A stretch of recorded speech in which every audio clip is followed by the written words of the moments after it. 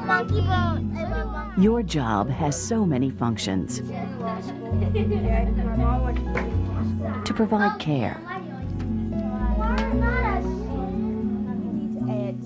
To enlighten with knowledge and understanding. To ensure good health. Every day there are signs, some obvious, some hidden, that a child in your care is being physically or sexually abused or neglected. When you learn to recognize the signs of child abuse and neglect and respond appropriately, you will become an integral part of a community determined to strengthen families by preventing abuse and neglect of children in Virginia. It's important that we recognize the family in all of this, that we want the family to continue, and mandatory reporting is not an effort to always break up families. It's an effort to recognize problems within families and to recognize the need to move on. So we need teachers to be part of that full circle. They're involved with the child part of the day, and then other care providers are involved the rest of the day, and then they usually go home to their parents. So we have to have a full circle of individuals around that child, and everyone in that circle has to be able to recognize abuse and neglect signs.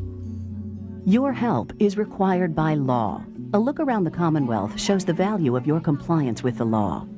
The Virginia Department of Social Services reports that across the state, nearly 9,000 children were found to be the victims of at least one form of abuse or neglect in just 1 year. Not only does the abuse cross cultural and economic lines, it also occurs outside of the family, in institutions and places that many families trust to look out for the well-being of their children.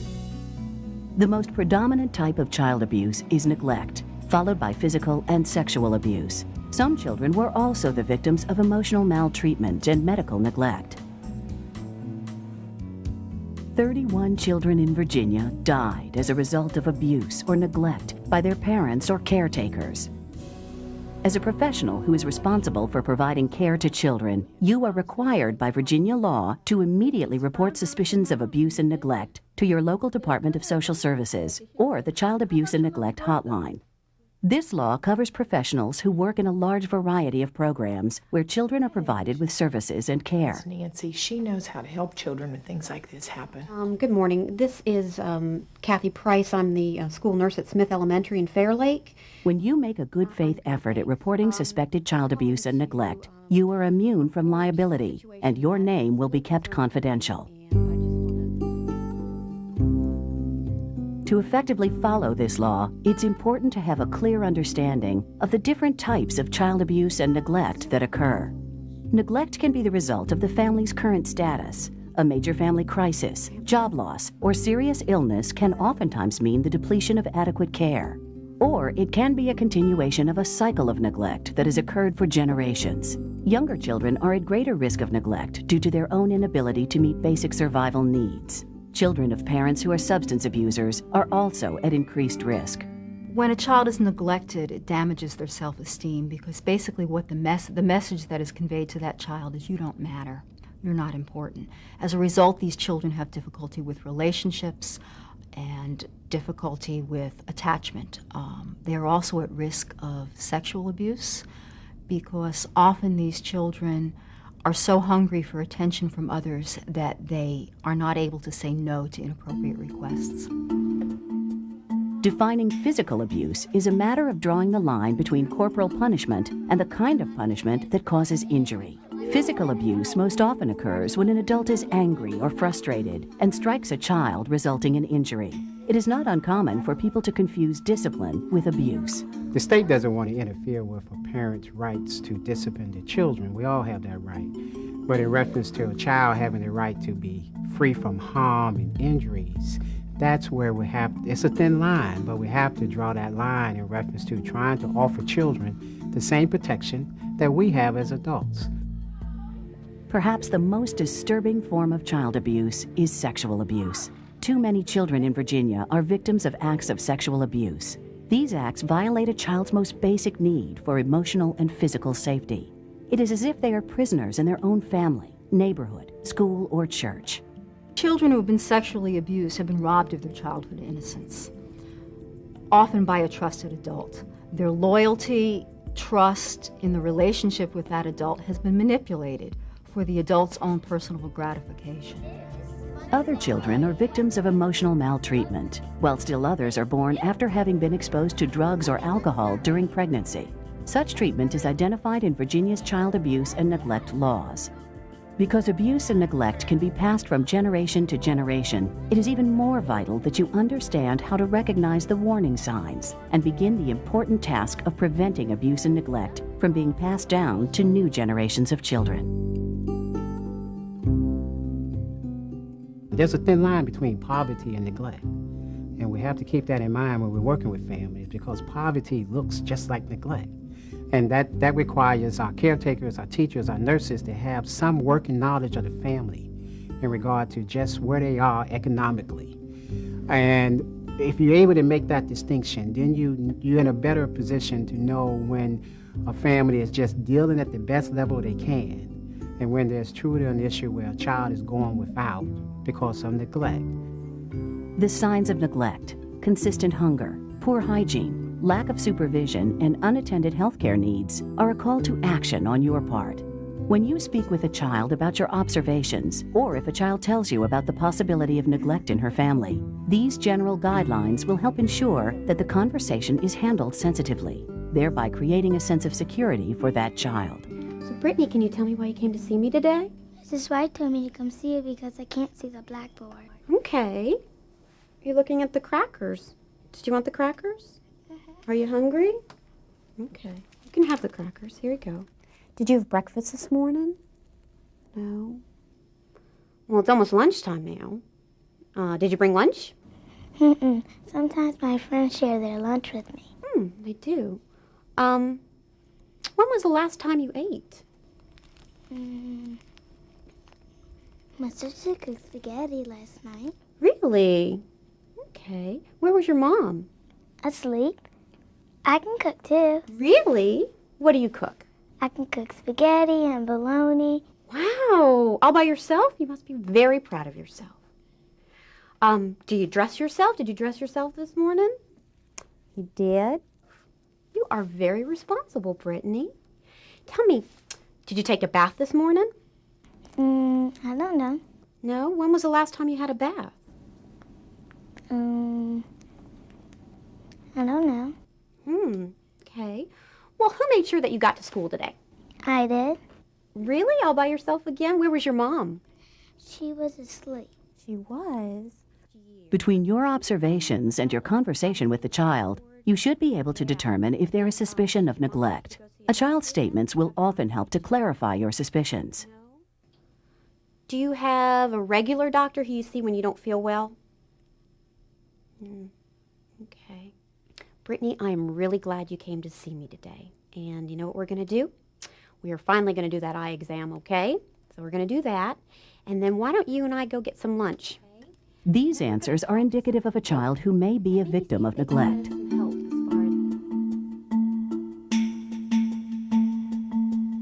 Physical abuse can be well hidden by fearful lies and hits to the areas of the body not revealed by clothing. But if you have a child in your care who reports pain or has injuries, there are ways to determine if the injury or pain is a result of accidental injury or physical abuse. There's no doubt that children are very active and after the age of 1 have great gross motor skills that can get them into a lot of trouble out on a playground or even in household play.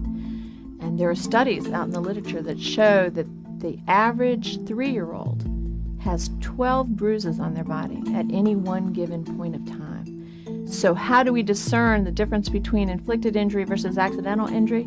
There are several elements of the injury that help you identify whether it was inflicted or accidental. Inflicted injuries will be evident in scars that look far different than the accidental fall off a bike or scraped knee. Accidental injuries most often occur on the bony parts of the body: knees, elbows, shins, or forehead. Inflicted injuries affect the soft or hidden parts of a body: the back, thighs, buttocks, and the back of the legs. The greater the number of injuries, the greater the cause for concern. Unless a child is involved in a serious accident, that child is unlikely to sustain multiple injuries. Multiple injuries in different stages of healing may indicate abuse. Abusive injuries are often inflicted with familiar objects, such as a belt, stick, and paddle. The resulting marks often bear a strong resemblance to the instrument that was used. Accidental injuries resulting from bumps and falls usually have no defined shape. If an injury is accidental, there should be a reasonable explanation of how it happened that is consistent with the appearance of the injury. When the injury and the explanation are inconsistent, there is cause for concern. These photographs are of children who have had injuries inflicted by their parents or caretakers. There is frequently an expectation from the caretaker that their developmental level is much higher than their age. So they expect them to get this activity done in a fashion similar to an adult, that it shouldn't be a task to be able to eat, and it shouldn't be a task to be able to get dressed. So when the caretaker loses patience with this aged child, the child is frequently grabbed around the upper part of the arm, around the forearm, frequently around the face. You'll find oval matching marks over either jawline from being forced to eat at a faster rate or forced to brush their teeth at a faster rate. When you look at this picture, there are more than a dozen bruises that have been incurred to this right lower extremity area. And these bruises are not all of the same age. They're in different stages of healing, and that can be determined by the fact that they're different in coloration. This location is not a bony prominence area on this child. It is mostly soft tissue.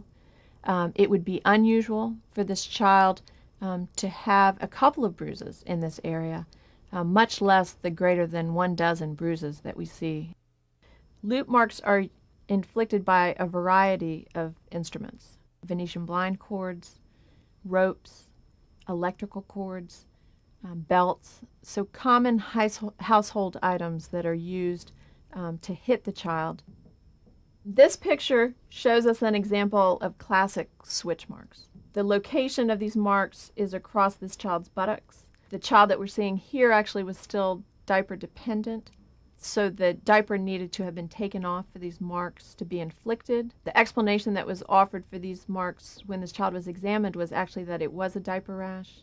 A daycare worker is actually who identified the lesions and spoke to social services about it because of her concern that it was not consistent with the diaper rash. Ligature marks simply represent an area in which a child was bound or tied and left somewhere for a protracted period of time. With that child being bound, it is most frequently by a rope. It can be by other forms of restraints like handcuffs. With the child moving against that restraint, usually what occurs is breakdown and rubbing of the skin so that the injury that is left is similar to a rope burn mark.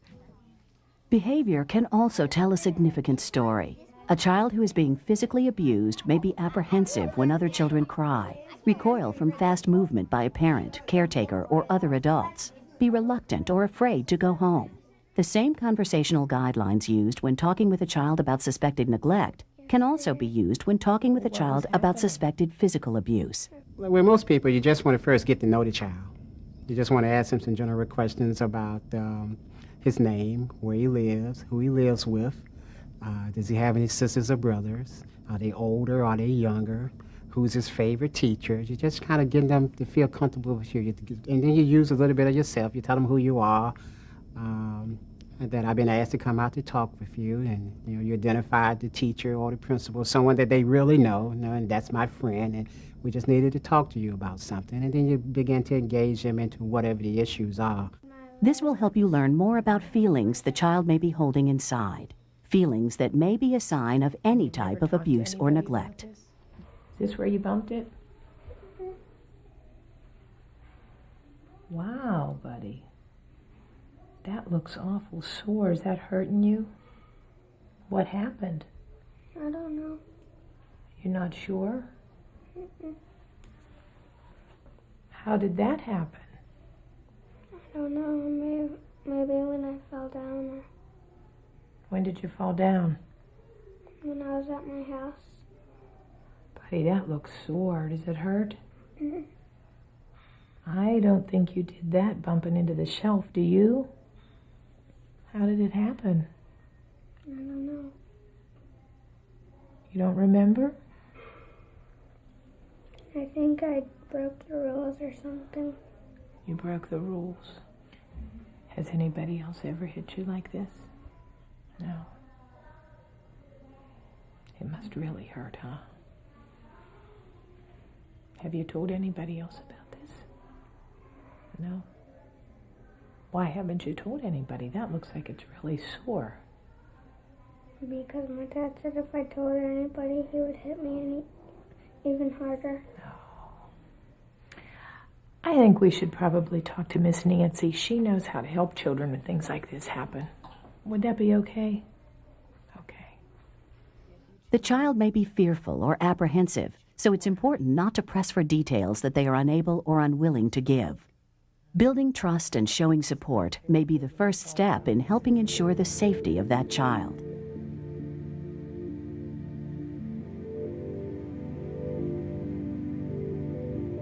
Neglect and physical abuse show their signs in far more obvious ways than sexual abuse.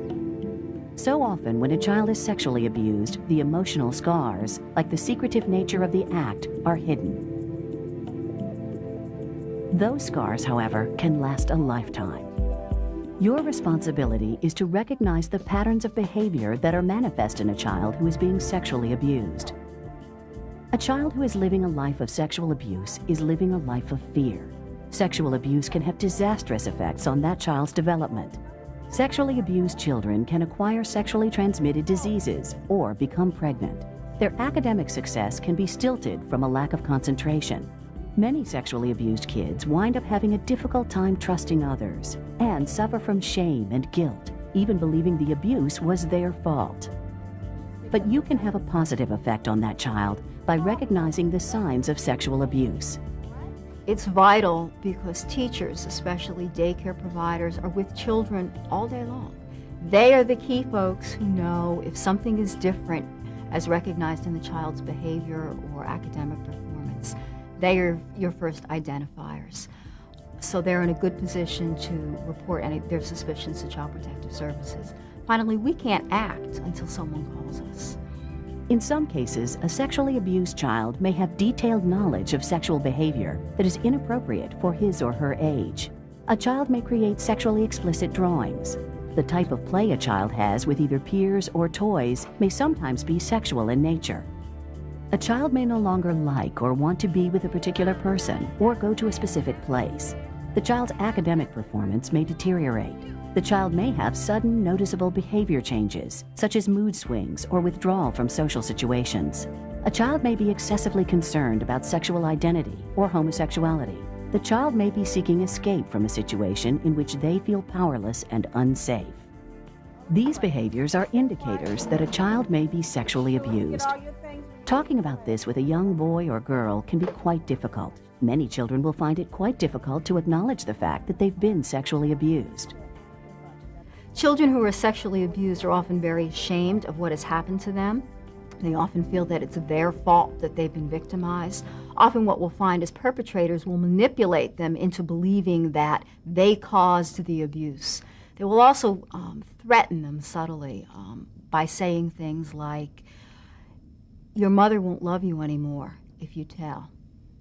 Bad things will happen to you and your family if you tell." Again, what the adult is doing is they're manipulating the child into believing that the abuse was their fault and that they will be held accountable for what has happened to them, when in fact the abuse is never the child's fault. It's always the fault of the adult involved in the act. The secrecy, shame, and guilt associated with sexual abuse make it difficult for a child to discuss his or her situation. Respect the need for privacy by talking in a location where there are no interruptions. Sit near the child and touch him or her only with permission. Be alert for indirect statements alluding to the abuse. I just don't feel good. You just don't feel good. Is anything happening at home? Is your mom and your dad okay? Yes. They're fine. How about your little brother? He's fine most of the time. A babysitter's there. The babysitter's here? Who's the babysitter? Mr. Casey. Mr. Casey? I don't know Mr. Casey. Who's Mr. Casey? Friend of the family. He's a friend of the family? Have you known him a long time? Yes. Okay. Does he come often? Yes. He does? You've seen a little upset. Is there something you want to tell me? Because he won't leave me alone. He won't leave you alone? I don't understand. What do you mean he won't leave you alone? He just keeps bothering me. He bothers you? How? He just won't leave me alone. He won't leave you alone? How won't he leave you alone? He just keeps touching me and he won't leave me alone. The types of statements you just heard and the behaviors we described are consistent with children who have been sexually abused. They are cause for suspicion. And her sister at 10 puts her to bed. You play a critical role in ensuring the safety of a child whom you suspect may be a victim of abuse or neglect. When your observations and a child's statements have created a basis for suspicion in your mind, it is time for you to act. You have two reporting options. You can report to your local social services department during normal business hours, or you can call the toll-free Child Abuse and Neglect hotline 24 hours a day. Keep in mind that you do not have to prove abuse or neglect, only suspect it. Reporting is not at your discretion. Remember, it is the law and your duty to immediately report your suspicions. Child Protective Services cannot act until you make a report. Failure to report is a Class 3 misdemeanor. Remember, you are not acting as an investigator. When you report your suspicions to Child Protective Services, you are fulfilling an important responsibility as part of a community of people who want to ensure that all children live healthy and safe lives. Child Protective Services, may I help you? I'm just calling to report a situation that is a little concerning to me, and I just want to talk to you about it and see if there's something we can do for a little girl, one of our students here. Yes. She's unkempt. Her hair's a mess. Her clothes are dirty. She has hygiene problems, I would say, and she's dressed inappropriately for the weather. Right. She says that she dresses herself in the morning because her mother's asleep. She also says that she cooks by herself. Sometimes her sister cooks, and her sister's only 10. And her sister at 10 puts her to bed. And the mother apparently, again, is either sleeping or, according to the little one, her name is Brittany, her mother's at work or at the store. So I'm concerned that the two are home alone and that they are not being adequately supervised, and I just wanted to report that. Talk to me in reference to what type of health problems is this child having?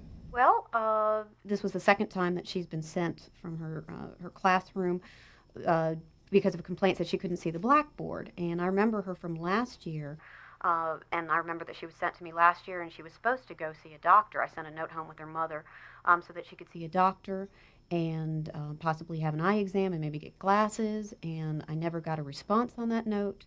And then she was back today, and again, the report is that she can't see, the blackboard. Well, ma'am, we can take this report, and what we'll do is we'll assign it to one of the investigators here, and you can expect them, more likely they'll come to the school to actually speak to both children in reference to what's going on. So you may want to let her teacher know that you can expect someone from Child Protective Services to come out to speak to the children.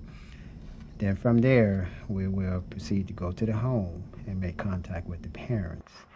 Now, sometimes parents can react by saying, what gave you the right to go to the school, talk to my children? That's by state policy. We have that right to do. They may start playing, well, who told you this? We, by law, do not release that information. They may still come to the school, may want to make some inquiry as to who may have called.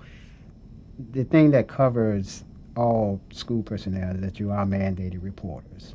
And basically, when children are presented with any type of issues, you're just making a report. You're not making conclusions about anything. You're just saying you have concerns. You just feel that needs to be followed. There are many things we can do as professionals or simply as adults who care to help the children we know and their families. So often, we don't understand the signs. If you've grown up in a home free from abuse and neglect, you don't recognize the signs of abuse and neglect. And training is very important, whether it's absenteeism, whether it's bruises, whether it's other injuries that are unexplained, we need to be able to recognize abuse and neglect.